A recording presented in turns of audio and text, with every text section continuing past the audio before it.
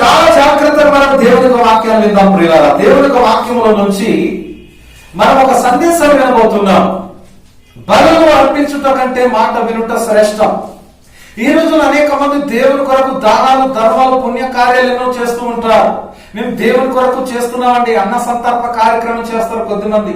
ఇంకా కొద్దిమంది పేదలకు దానం చేస్తుంటారు, వస్త్రాలు పంచుతూ ఉంటారు. ఇంకా కొన్ని చోట్ల వెళ్ళిపోయి దేవుని కొరకు అని చెప్పి ఎన్నెన్నో కార్యాలు చేస్తూ ఉంటారు. కానీ దేవునికి ఏది ఇష్టమో అది మనం చేయాలి.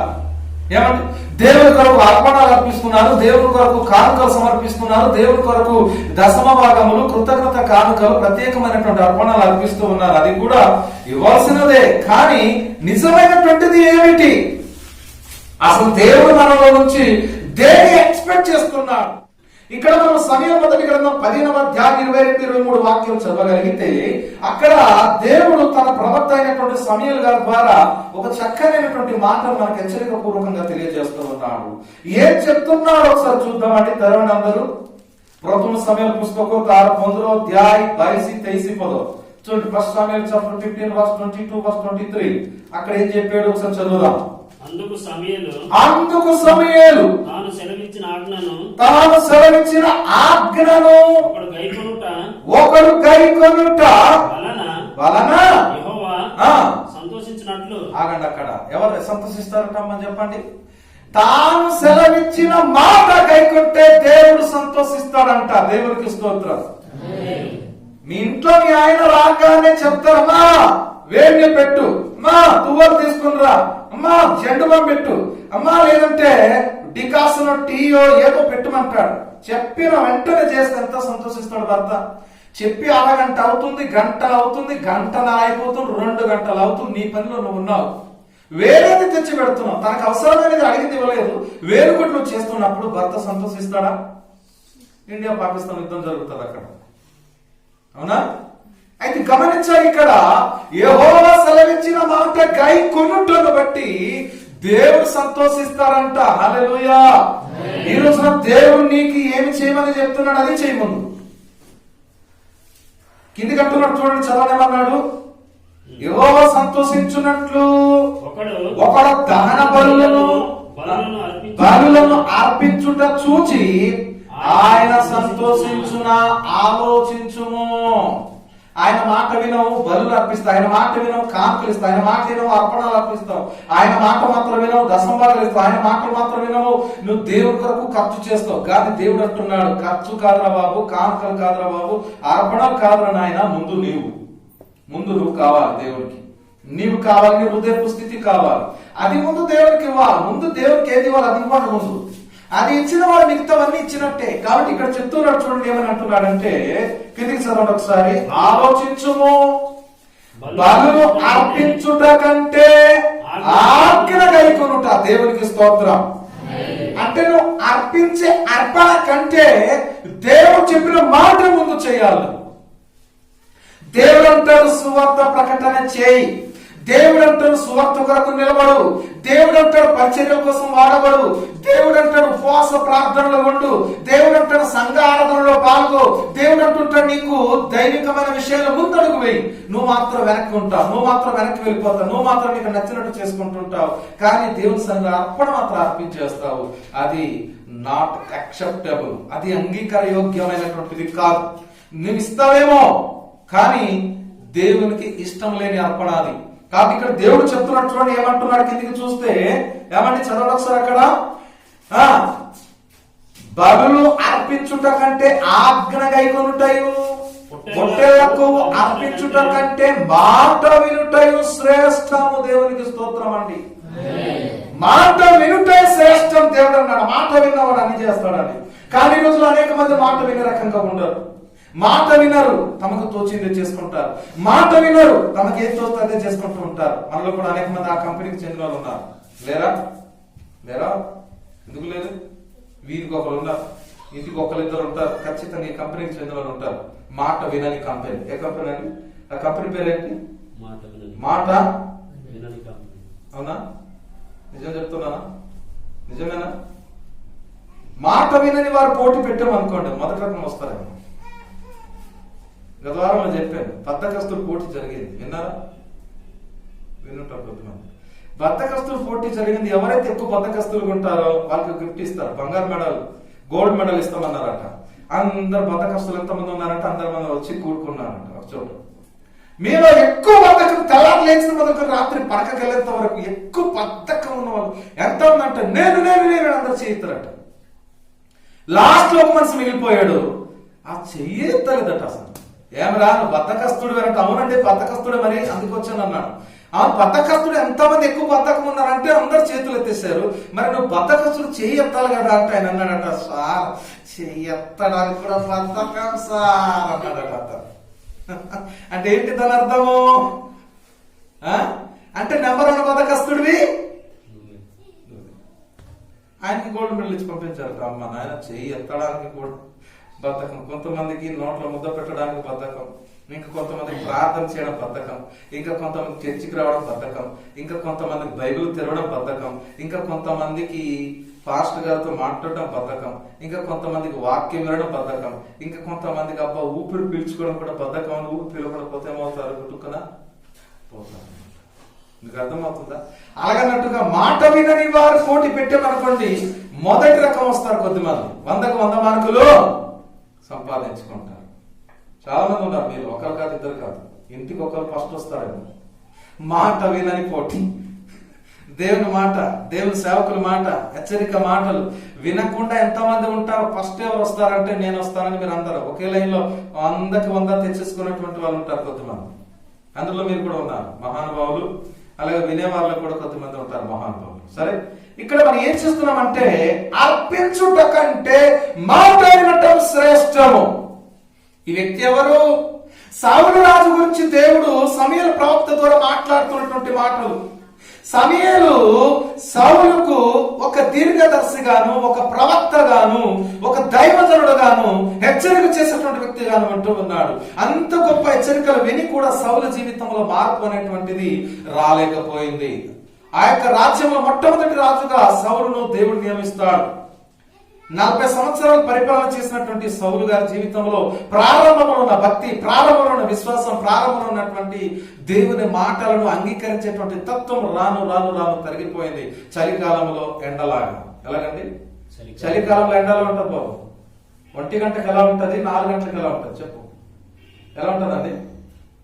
ఎలా ఉంటుంది చెప్పండి, చెప్పు. 11 గంటలకి ఎండ ఎలా ఉంటది, 4-5 గంటలకి ఎండ ఎలా ఉంటది? ఎండ వేడి ఒకేలాగా ఉంటుందా? లేదు, మారిపోతుంది. మరి వేసవికాలం ఎండలా ఉంటది, ఒకేలాగంటూ ఉదయము సూర్యోదయమైంది మొదలుకొని సూర్యాస్తమయం వరకు మాక్సిమం వేడి ఉంటుంది. అంటే మనం ఎలా ఉండాలి? అటువంటి భక్తి కలిగి ఉండాలి. కానీ సౌలు జీవితంలో మనం చూసినట్లయితే సౌలుని దేవుడు రాజుగా అభిషేకం చేస్తాడు. మొట్టమొదటి రాజు సౌలు అయ్యాడు. ఎంత భక్తి కలిగి ఉండాలండి? ఆయన గాడిదలు కాచుకునేటువంటి వాడు. ఆయన ఎవరండి? ఏం కాచుకునేవాడు? గాడిదలు కూడా కాస్తారండి. మరి ఈయన కాస్తున్నవాడు. ఒక గాడి తప్పిపోయింది, వెతకడానికి వెళ్ళాడు. సమూయేలు ప్రవక్తను కనుక్కున్నారు.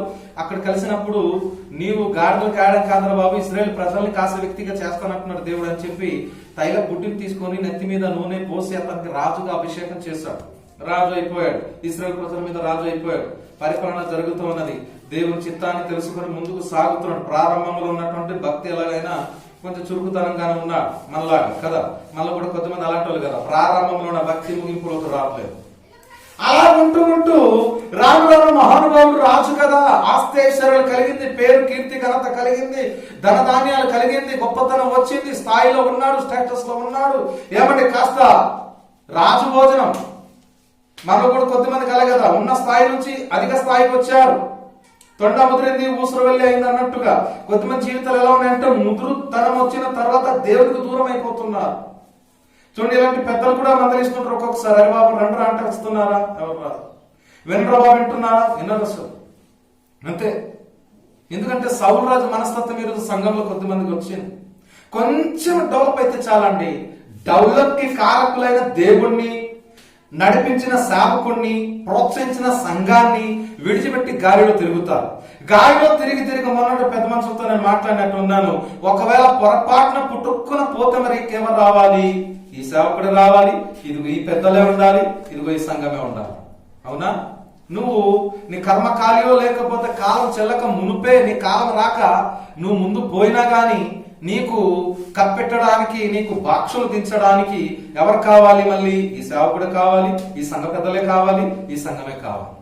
ఇటు దేవుడి మాటలు వింటున్నావా, దేవుడి సేవకుల మాటలు వింటున్నావా, సంఘ పెద్దల మాటలు వింటున్నావా, సంఘ సభ్యుల మాట వింటున్నావా?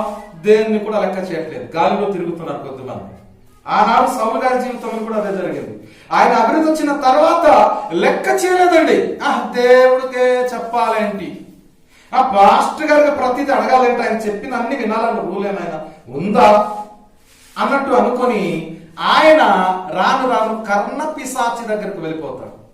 కర్ణపిశాచి అంటే మంత్రాల ద్వారా జరగబోయే సంభవాలు తెలుస్తాయని చెప్పి ఒక మాంత్రికురాల దగ్గరికి వెళ్ళిపోతాడు ఆయన.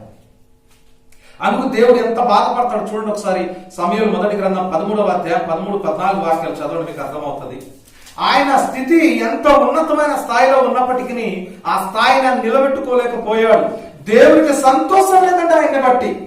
ఈ రోజు నిన్ను బట్టి దేవుడు సంతోషిస్తున్నాడా, దుఃఖపడుతున్నాడా? అందరు వినాలి, స్త్రీలు పురుషులు వింటున్న ప్రతి ఒక్కరు కూడా చాలా జాగ్రత్తగా వినాలి. నిన్ను బట్టి దేవుడు సంతోషిస్తున్నాడా, నిన్ను బట్టి దేవుడు దుఃఖపడుతున్నాడా? ఏబాబు నీ చేస్తావు, నీ క్రియలు, నీ తలంపు, నీ ప్రవర్తన తీరు, ఉదయం లేచిన మొదలుకొని రాత్రి పడకకి వెళ్ళేంత వరకు, సోమవారం మొదలుకొని ఆదివారం వరకు, 1వ తారీఖు మొదలుకొని 30వ తారీఖు వరకు, జనవరి నెల మొదలుకొని డిసెంబర్ నెల వచ్చేంత వరకు కూడా నీ ప్రవర్తన ఎలా ఉంది? 24 గంటల్లో ఎన్ని గంటలు ప్రభుతో ఉన్నావు, ఎన్ని గంటలు లోకంతో ఉన్నావు? ఎలా ఉంది నీ తీరు? చెప్పండి, ఒకసారి ఆలోచన చేసుకోండి. చూడండి అక్కడ 13-14 వాక్యం, 13వ అధ్యాయం 13వ వాక్యం. మొదటి సమూయేలు. అందుకు సమూయేలు ఇట్లా నేను నీ దేవుడైన యెహోవా నీకిచ్చిన ఆజ్ఞ గైకొనక నీవు అవివేకపు పని చేసితివి. చాలా జాగ్రత్త వినాలని మీరు ఇక్కడ. ఏ పని చేశావు? హలో సోదరులారా వినాలి. దేవుడు నీకు ఆజ్ఞాపించిన పని నువ్వు చేయట్లేదు, అవివేకపు పని నువ్వు చేస్తున్నావు. ఏంటంటే నీకు ఏది తోచితే అదే చేసుకుంటున్నావు. ఇలాగా కూడా చెయ్యొచ్చు, ఇలాగా కూడా వెళ్ళొచ్చు, ఇలా చేసినా జరుగుద్ది, ఇలా వెళ్ళినా జరుగుద్ది, అంతే కదా? అవునా? పోటీ పెడితే మన మొదటి రకం వస్తారు. ఏ పోటీ? ఇలా కూడా చెయ్యొచ్చు అనే పోటీ. అవునా? అలా కూడా ప్రార్థన చేయొచ్చు, ఇలా కూడా చర్చికి వెళ్ళవచ్చు, ఇలా వెళ్ళి కూడా చెయ్యొచ్చు. కాదండి, ఒకవేళ పోటీలు ఫస్ట్ వస్తావు కానీ పరలోకంలో లాస్ట్ వెళ్ళిపోతావు. Last seat no guarantee. Seat ఖాళీ ఉంటే ఉంటుంది, లేకపోతే కిందికి పడతావు. అంటే దాని అర్థం పరలోకం కాకుండా ఇంకో స్థలంకి వెళ్ళిపోతావు. ఇక్కడ చెప్తున్నాడు చూడండి, మరలా చదువు ఆ మాట ఏమంటున్నాడు? ఆజ్ఞను గైకొనక నీవు అవివేకపు పని చేసితివి కాబట్టి ఏం జరుగుతుంది? నీ రాజ్యమును ఇశ్రాయేలుల మీద సదాకాలం స్థిరపరచుటకు యెహోవా తలచి ఉండెను. ఏం చేస్తుండేటట? నీ రాజ్యాన్ని, నీ స్థాయిని, నీ ఉద్యోగాన్ని, ఏమంటే నీ వ్యాపారాన్ని, నీ వ్యవసాయాన్ని, నీ చేతి వృత్తిని శాశ్వత కాలం మంచి పర్మనెంట్ అయినటువంటి స్థాయిలో ఉంచాలని ఎంతో కోరినడట దేవుడు. నిన్ను కూడా పచ్చటి చెట్టులాగా, నీరు కట్టిన తోటలాగా ఉండాలని దేవుడు నిన్ను కూడా కోరుకుంటున్నాడు. కానీ నువ్వేం చేస్తున్నావు? నీరు కట్టిన తోటను గట్లు కొట్టేస్తే ఎలా ఉంటుంది చెప్పండి? ఎలా ఉంటదండి? నీ తోటలో నీరు పచ్చగా ఉంది అంటే నీరు నిండుగా ఉంది కాబట్టి మొక్కలు పచ్చగా ఉన్నాయి. పచ్చగా ఉన్నటువంటి తోటలో గట్లను మీరు అలాగ దాన్ని పొడుచుకుంటూ పడగొట్టినప్పుడు అక్కడున్న నీరంతా బయటికి వెళ్ళినప్పుడు అక్కడ ఉన్నటువంటి మొక్కల పరిస్థితి ఎలా ఉంటుంది? ఒకసారి ఆలోచన చేయండి మీరు. నీరు కట్టిన తోట వలె, కంచె కట్టిన తోట వలె నీ కుటుంబం గాని నీ జీవితం గాని ఉంది. కానీ నీకు నీవే, నీ కంచెను నువ్వే విరగొట్టుకుంటే ఎలా ఉంటది? నీ యొక్క గట్లను నీవే తెంపుకుంటే ఎలా ఉంటది? ఒకసారి ఆలోచన చేయండి మీరు. ఇక్కడ చూడండి పరిస్థితి ఎలా ఉందంటే, దేవుడు సదాకాలం ఉండాలని కోరుకున్నాడట రాజుగా. అంటే మేక్సిమం తదుపరి రాజులు రాకుండా ముసలి ప్రాయం అయ్యేంత వరకు, ఆయన వృద్ధాప్యం వచ్చేంత వరకు కూడా తానే రాజుగా ఉండవలసిందేమో. కానీ మధ్యలో మధ్యంతర ఎన్నికలు జరిగినట్టు అయిపోయింది. మీకు అర్థమైందా? ఇక్కడ చూడండి కింది భాగంలో చదువుతుంటున్నాడు అక్కడ, అయితే నీ రాజ్యము నిలవదప్ప. ఎంత ఘోరం అండి ఇది! ఏంటి నిలవదట? రాజ్యం నిలవదు, నీ స్థాయి నిలవదు, నీ ఉద్యోగం నిలవదు, నీ వ్యాపారం నిలవదు, మధ్యలో ఆగిపోతాడు దేవుడు. చాలా బాధాకరమైన మాట అండి. ఈ మాట చదువుతుంటే నిజంగా దుఃఖం వేస్తుంది. ఇప్పుడు మీరు మరొక మాట చదవండి నాతో పడతారు. సమయంలో మొదటి గ్రంథంలోనే 28వ అధ్యాయం 17వ వాక్యం చదవండి. నిలవదు, నీకు ఉండదు, పోతుంది అన్నాడు దేవుడు. ఎందుకు పోతుంది? అందుకే కొద్దిమంది జీవితాలు చూడండి, వారి స్థాయి ఎంత ఉన్నా కూడా రాను రాను తరిగిపోతున్నారు. ఒకప్పుడున్న ఆనందం లేదు, ఒకప్పుడున్న సంతోషం లేదు, ఒకప్పుడు ఉన్నటువంటి స్థాయి లేదు, ఒకప్పుడు ఉన్నటువంటి ఆ ఉద్యోగం లేదు. కారణం ఏంటి? వారు దేవుడి నుంచి తొలగిపోయారు కాబట్టి వారి జీవితంలో అట్టాడులోకి వాళ్ళు వెళ్ళిపోయారు. మరి ఈ రోజు నీ స్థితి ఎలా ఉంది? నీ పరిస్థితి ఎలా ఉంది? చదవండి. ఏమంటున్నాడండి? తన మాట తన పక్షముగానే నెరవేర్చుచున్నాడు. తన మాట తన పక్షముగానే నెరవేర్చుచున్నాడు. నా ద్వారా ఆయన సెలవిచ్చినట్టు నీ చేతి నుండి రాజ్యమును తీసివేసి, ఎంత మాట, రాజ్యమును తీసివేసి నీ పొరుగువాడైన దావీదునకు దానికి ఇచ్చి ఉన్నాడు. చాలా ఘోరం అండి. నీవు చూస్తుండగా నీకు ఓటమి కలుగుతాది. ఓకే, నీకు కన్నులారా శత్రువులు ఎదుగుతారు, నువ్వు తరుగుతావు. కన్నులారా పొరుగోడు పైకి వస్తాడు, నువ్వు కిందికి తరుగుతావు. కాబట్టి మన సంఘాల్లో కూడా అలాంటివి జరిగింది. మన దేవుని వాక్యానికి విరుద్ధమైనటువంటి వారు మొదట వచ్చిన వారు కూడా వెనక్కే ఉన్నారు. దేవుని చిత్తాన్ని అనుసరించినటువంటి వారు స్టెప్ నుంచి స్టెప్ పైకి వస్తున్నారు. మీకు అందరికి తెలుసు. అది దేవునికి స్తోత్రం. చూడండి, గ్రామంలో మొట్టటి విశ్వాసులు మేమే అని రమ్మను చాచుకొని చెప్పిన వాళ్ళు ఇప్పుడు అట్టాడుగులోనే ఉన్నారు. అవునా? మేమే మొదటి వాళ్ళమని వచ్చిన వాళ్ళు ఈ రోజు కింద స్థాయికి ఉన్నారు. తదుపరి వచ్చిన వారు పైకి ఎక్కుతున్నారు, వెనక్కి వెళ్ళిపోతున్నారు ముందు వచ్చిన వారు. అందుకు వాక్యంలో ఉంది, ఏముంది తెలుసా? కడపటి వారు మునపటి వారు అవుతారు, మునపటి వారు కడపటి వారు. ఎందుకు కడపటి వారు మునుపుకు వస్తారు అంటే, మొన్న దినం నేను చర్చ్ డైరీ ఊర్లో ఉండింది, నేను చూసి గమనించాను అనమాట. అక్కడ చూస్తే ఈ గ్రామంలో 2-3 కుటుంబాలు మొట్టమొదటి వచ్చిన వాళ్ళు చూస్తారు. వారి పరిస్థితి చూస్తే రికార్డులో చాలా బాధేసింది. ఈ రోజు సమాజంలో ఒక స్థాయి లేదు, ఇంట్లో ఒక ఆస్తి లేదు, ఇంట్లో ఒక సరైనటువంటి విలువైన సరుకు లేదు. ఏమైందమ్మా వీళ్ళ జీవితం అంటే, ఇది ఈ వాక్యమే దేవుడు నిన్న నాకు తెలియజేశాడు. అర్థమైన సౌలు రాజు పరిస్థితి. ప్రారంభంలో ఎంతో ఉద్యమం ఉన్నారు, ప్రారంభంలో ఎంతో నమ్మకంగా ఉన్నారు, ప్రారంభంలో దేవుడు అంటే, దేవుని సేవకుడు అంటే, వాక్యం అంటే ఎంతో ఆసక్తి. కానీ రాను రాను వాక్యానికి విరుద్ధమైనటువంటి జీవితం కలగటం వల్ల ఈ రోజున ఈ సంఘంలో ఉన్నటువంటి వ్యక్తుల కొరకు చెప్తూ ఉన్నాను, వారిలో ఆశీర్వాదం లేదు, తరిగిపోయింది. వాళ్ళెవరో మీకు తెలుసు. అర్థమవుతుందా? ఈరోజు చూడండి, తదుపరి వచ్చిన మీలో కొద్దిమంది అభివృద్ధి పొందుతున్నారు, ముందు వచ్చినటువంటి వారు వెనక్కి వెళ్ళిపోతున్నారు. కారణం ఏంటంటే హృదయపు స్థితి బాగలేదు, ఆలోచన ధోరణి సరైనటువంటిది కాదు. కాబట్టి తరువాత వచ్చిన వారిని కూడా, దావీదు కూడా ఆ రాజ్యంలో ఉన్నాడు, సౌలు కూడా ఆ రాజ్యంలో ఉన్నారు. చెప్పాలంటే సౌలు కింద దావీదు బతుకుతూ ఉన్నాడు.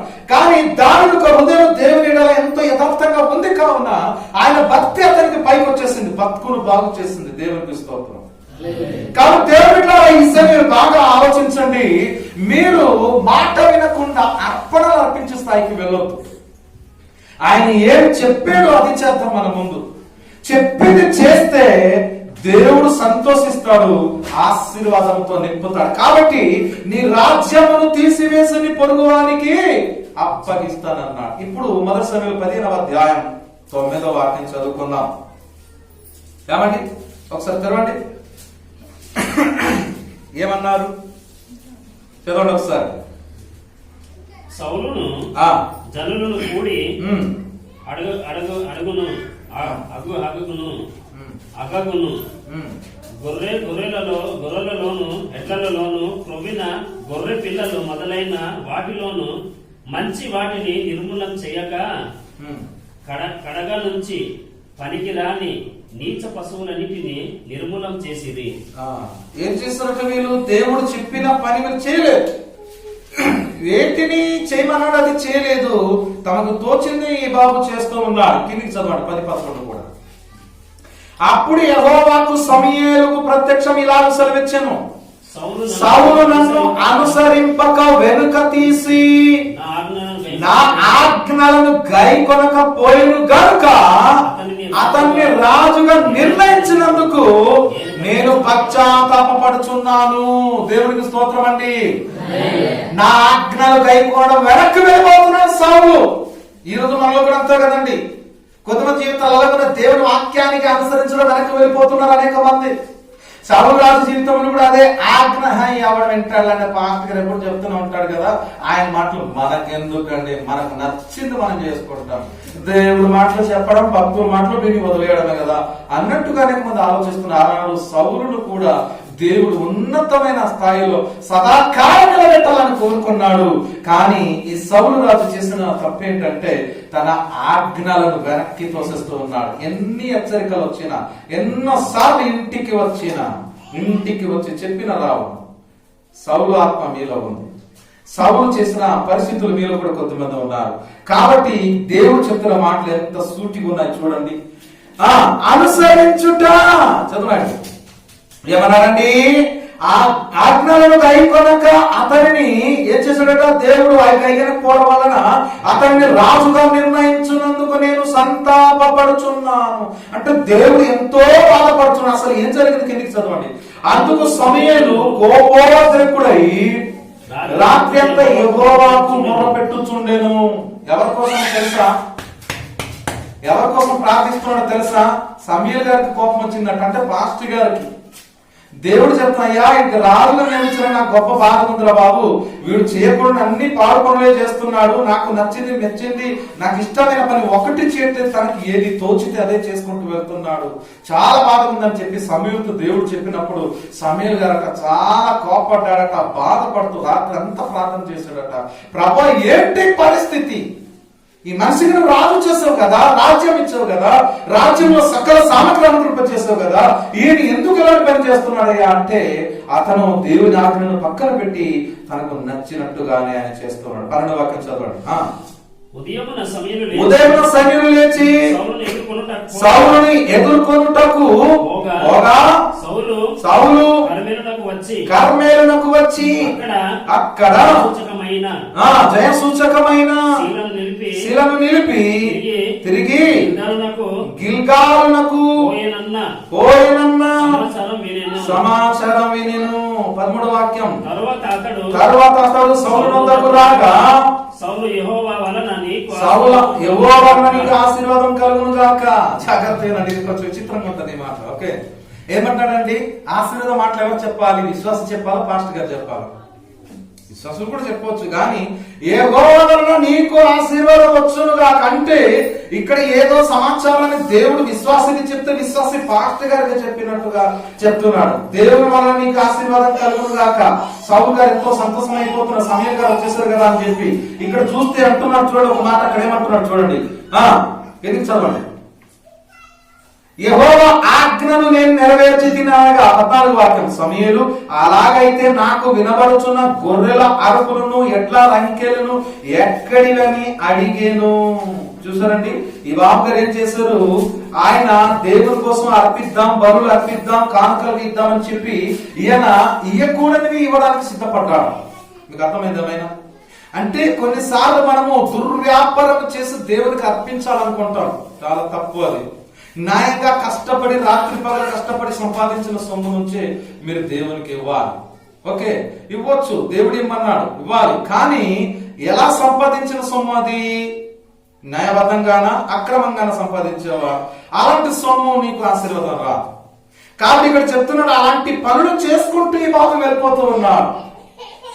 అంత మాత్రమే కాకుండా కర్ణ పిశాచి దగ్గరికి వెళ్ళిపోవటం వల్ల దేవునికి కోపం వచ్చిందండి.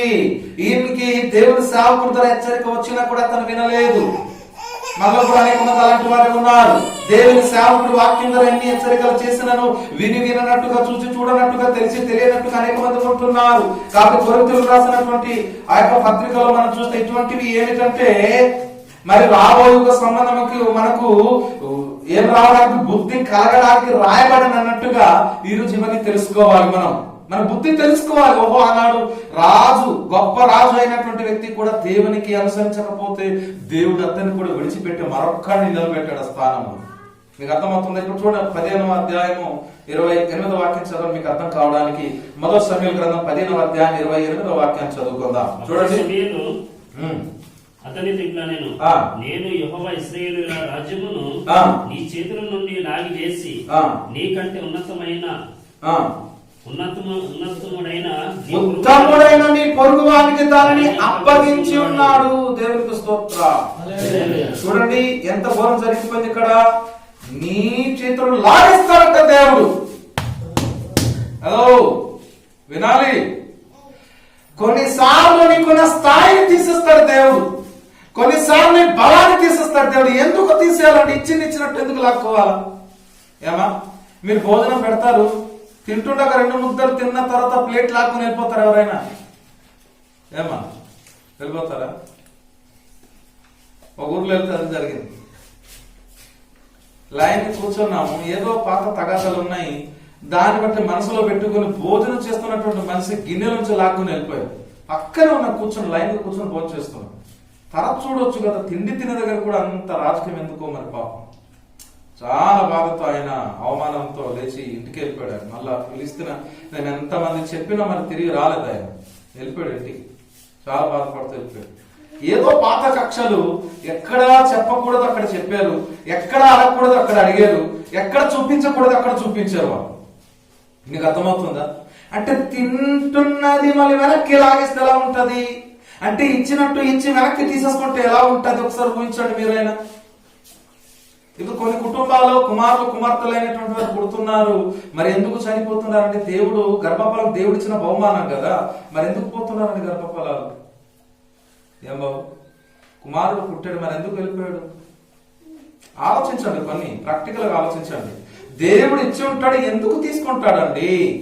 ఏదో ఉంటది దాంట్లో, కారణం లేకుండా కార్యం జరగదు. అగ్గిలేందో పొగరాదు అన్నట్టు మనం ఆలోచించాలి. ఎక్కడ మిస్టేక్ జరిగిందో మనం చూడాలి. సౌలు గారి జీవితంలో తప్పును దిద్దడానికి దేవుని సేవకుడు ఎన్నోసార్లు ప్రయత్నించాడు, కానీ ఈ మహానుభావుడు మాత్రం వినలేదు. తనని అనుసరించడం మానేశాడు, దేవుని ఆజ్ఞను తిరస్కరించాడు, పక్కన పెట్టేశాడు. ఇంకా దేవుడు చూసి ఇంకా వీడు మారినట్టు లేదు.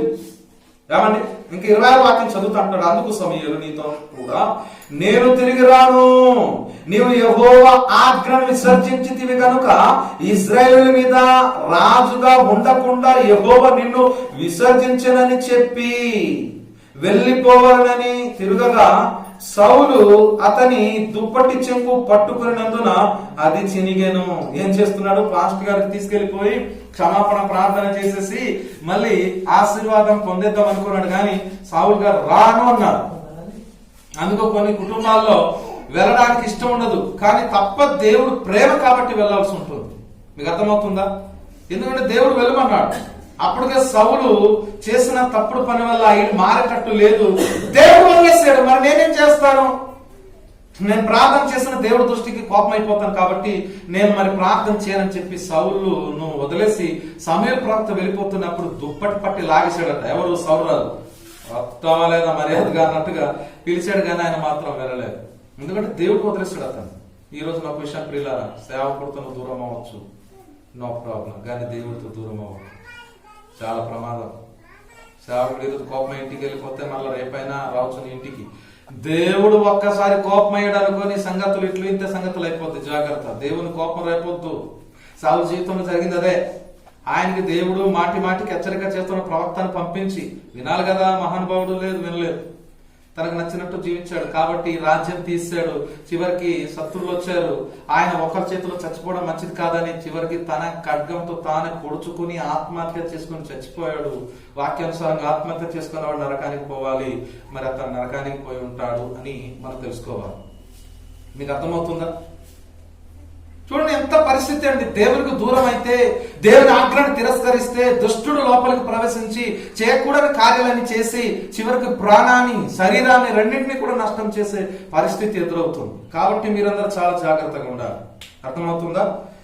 కాబట్టి మరి గత 2 వారాల్లో మనము భక్తుల గురించి విన్నాం. మరి ఈ రోజు కూడా సౌలు అనేటువంటి రాజు ఒక భక్తుడు, ఒక రాజుగారు కూడా. కాబట్టి ప్రారంభంలో ఉన్న భక్తి చివరిలో ఆయనకు లేకపోయింది. కాబట్టి ఆయన ఏం చేశాడు? తన జీవితంలో తానే కావాలని ఓడిపోయినట్టు అయిపోయింది. కాబట్టి మనము కూడా కొన్నిసార్లు దేవుని మాటకు విధేయత చూపించకుండా, దేవుని చిత్తానికి లొంగకుండా, దేవుని వాక్యాన్ని అనుసరించకుండా ఉంటే మనము కూడా ఏమవుతామండి? ఏమవుతాం చెప్పండి? అలాంటి పరిస్థితుల్లో వస్తాం. కాబట్టి 2 వాక్యాలు చదివి ముగించుకుందాం. చూడండి, అక్కడ చెప్తున్నాడు సమూయేలు మొదటి గ్రంథం 15వ అధ్యాయం 24వ వాక్యం. మొదట మనం చదివిన వాక్యాన్ని ఈ వాక్యంతో జోడిస్తే మనకు అర్థమవుతుంది ఏమిటంటే, ఏమండి, బలులు అర్పించుట కంటే మాట వినుట శ్రేష్టము. అయితే మాట వినలేదేనా? లాస్ట్ ఒప్పుకుంటున్నాడు, నేను దేవుని దృష్టికి మనుషుల దృష్టికి పాపం చేశాను అంటున్నాడు. చూడండి, సౌలు జనులకు జడిసి వారి మాట వినినందున నేను యెహోవా ఆజ్ఞను నీ మాటలను మీరి పాపము తెచ్చుకొంటిని. ఏం చేశాడటండి? ఎవరి మాటలు విన్నాడు ఇతను? జనులకు జడిసిపోయాడట. అంతా మనం అప్పుడప్పుడు మనం పని చేసేటప్పుడు పని ఫీల్డ్ లో ఉన్నటువంటి వారికి భయపడుతుంటారు. జనుల మాట విన్నారు, దేవుడికి భయపడలేదు అసలు. ఏం చేస్తాడులే, జనులు చెప్పిందే విందాం అనుకున్నాడు ఆయన. మనలో కూడా కొంతమంది అలాంటి టికెట్లు ఉంటారు కదా కంపెనీ వాళ్ళు. అన్ని దేవుడి మాటలు వింటే ఏమో ఒక్కటైనా దేవుడి మాటలు వచ్చి తప్పుపోదాం అనేటువంటి ఆలోచన కలిగి అనేక మంది ఉంటారు. అర్థమవుతుందా? ఇక్కడ చెప్తున్నటువంటి మాట ఏమిటంటే, జనులు ఏదో చేస్తారని భయపడ్డాడు, దేవుడి మాట వినకుండా పోయాడు. నేను యెహోవా ఆజ్ఞను నీ మాటలను మీరి పాపము తెచ్చుకుంటే. నీ మాట అంటే ఎవరి మాట? సమూయేలు ప్రవక్త మాట వినలేదు, దేవుడి ఆజ్ఞలు కూడా వినలేదు. ఆయన సేవకుడు చెప్పినప్పుడు వినలేదు, అలాగే దేవుడు కూడా స్వయాన చెప్పినప్పుడు వినలేదు. కాబట్టి పాపం చేసి తిని అన్నాడు. పాపం చేస్తాడని పాపాన్ని ఆయన చెప్పుకున్నాడు, కానీ ఒప్పుకొని విడిచిపెట్టలేదు. బైబిల్ గ్రంథంలో ఉంది, మనము ఒప్పుకోవాలి, విడిచిపెట్టాలి. సామెతల గ్రంథంలో ఉంటది, తప్పిదములను దాచిపెట్టిన వాడు వర్ధిల్లడు, దానిని ఒప్పుకొని విడిచిపెట్టిన వాడే కనికరాన్ని పొందుతాడు. దేవునికి స్తోత్రం. కాబట్టి ఇట్లా ఈరోజు సమూయేలు గారు సౌలును ఉద్దేశించి ఎన్నోసార్లు గద్దించారు, కానీ ఆయన సరి చేయబడలేదు. దేవుని యొక్క సేవకులు ఒక్కొక్కసారి మీ మేలును కోరి గద్దిస్తారు. మీకు అర్థమవుతుందా? మాట వినాలి. అందుకే అర్పణ కంటే మాట వినడం శ్రేష్టం. మాట వినండి, వినండి, వింటే బ్రతుకుతారు. వినటం వలన విశ్వాసం కలుగును. ఆ మాట క్రీస్తుని గురించిన వాక్యం వలన దొరుకుతుంది మీకు. దేవుని వాక్యం ద్వారా వినండి, విన్న తర్వాత మార్చుకోండి. ఈ రోజున ఎన్నిసార్లు చెప్పినా వినకుండా అనేక మంది తిరుగుతున్నారు. సామెతలు 29:1 ప్రకారంగా ఎన్ని మార్లు గద్దించినను వినని వాడు మరి తిరుగు లేకుండా హఠాత్తుగా నాశనం మగును. ఏదో ఒకటి వస్తుందండి. సౌలు గారికి మాటికి దేవుడు హెచ్చరిక చేశాడు. సౌలు గారిని సమూయేలు ప్రవక్త ద్వారా దేవుడు హెచ్చరిక చేసిన వినలేదు. ఒక దినం రాని వచ్చింది, రాజ్యం పోయింది, ప్రాణం పోయింది, తన కుటుంబం కూడా చెల్లాచెదురైపోయింది. ఎంత క్లిష్ట పరిస్థితికి రాని వచ్చారు. కాబట్టి ఈ రోజున బలులు అర్పించుట కంటే, అర్పణములు ఇచ్చుట కంటే మాట వినుట శ్రేష్టం. మాట వింటే అన్ని చేసినట్టే, మాట వినకపోతే అన్ని మానేసినట్టే. కాబట్టి దేవుడు కోరుతున్నాడు, నా మాట విను. మరి ఈరోజు దేవుని మాటలు వింటున్నారా? దేవుని మాటలు విని అనుసరిస్తున్నారా? తిరస్కరిస్తున్నారా? తిరుగుబాటు చేస్తున్నారా? ఉన్నపాటు మోకాల మీద నిలుచొని ప్రతి ఒక్కరు కూడా ఒకసారి అడుగుదామా? దేవుని సన్నిధిలో, ప్రభువా నిజమే కదా, ఎన్నో మార్లు హెచ్చరిక చేసావు ప్రభువా, ఎన్నో మార్లు నన్ను సరిచేయాలని చూసావు ప్రభువా, ఎన్నో హెచ్చరిక నేను వింటున్నాను ప్రభు, అయినా నా మనసు మారటం లేదు. నా కఠినాత్మ వలన నేను నష్టపోతున్నానయ్యా. ఇప్పటి వరకు నష్టం జరగడానికి నాకు నేనే కారకుడిని ప్రభువా, దయచేసి నన్ను క్షమించు ప్రభువా. మరొక అవకాశాన్ని మనం అడుగుదాం. ప్రతి ఒక్కరు మోకాల మీద నిలుచొని చేతులు పైకి చాచి ప్రభుని అడుగుదాం. ఎన్నో బాబు నేను తిరుగుబాటు చేశాను, నీ మాట వినకుండా ఎదురు తిరిగినాను, నేనెంతో